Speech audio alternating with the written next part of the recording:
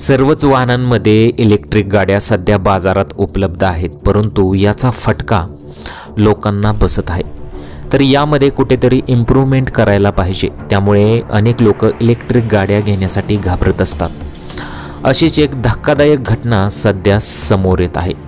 मध्य प्रदेशातील रतलाम इथं ही दुर्दैवी घटना घडलेली आहे। याबाबत मिळालेली माहिती अशी की रात्री इलेक्ट्रिक बाईक चार्जिंगला लावल्यानंतर सगळे झोपले होते। स्फोटानंतर परिसरात खळबळ उडाली। या स्फोटात इलेक्ट्रिक बाईक जळून खाक झाली, तर बाजूला असलेल्या इतर गाड्यांनाही झळ बसली। स्फोटानंतर ही आग घरात पसरली। स्फोटाच्या आवाजाने परिसरातील लोक घटनास्थळी पोहोचले।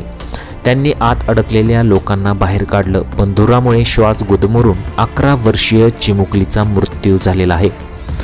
रतलाममध्ये PNT कॉलनीतील इलेक्ट्रिक बाईकच्या स्फोटाची ही घटना घडली। भगवती मोर्या यांच्या ई-बाईकचा स्फोट झाला। शनिवारी रात्री कुटुंबीय इलेक्ट्रिक बाईकला चार्जिंगला लावून झोपले। रात्री 2:30 वाजण्याच्या सुमारास भीषण स्फोटानंतर घरालाच आग लागली। बाहेर पडता न आल्याने 11 वर्षाच्या अंतरा चौधरी हिचा गुदमरून मृत्यू झाला, तर इतर दोघे जखमी झाले आहेत। त्यांना रुग्णालयात दाखल करण्यात आलं। स्फोटानंतर पोलीस घटनास्थळी दाखल झाली। त्यांनी इलेक्ट्रिक बाईकची तपासणी करण्यासाठी तिला फॉरेन्सिक लॅबसाठी पाठवले आणि फॉरेन्सिक टीम घटनास्थळी तपास करत आहेत। अंतरा चौधरी ही तिच्या आजी आजोबांकडे सुट्टीसाठी आली होती। अंतराचा मृतदेह शवविच्छेदनासाठी रुग्णालयात पाठवण्यात आलेला आहे।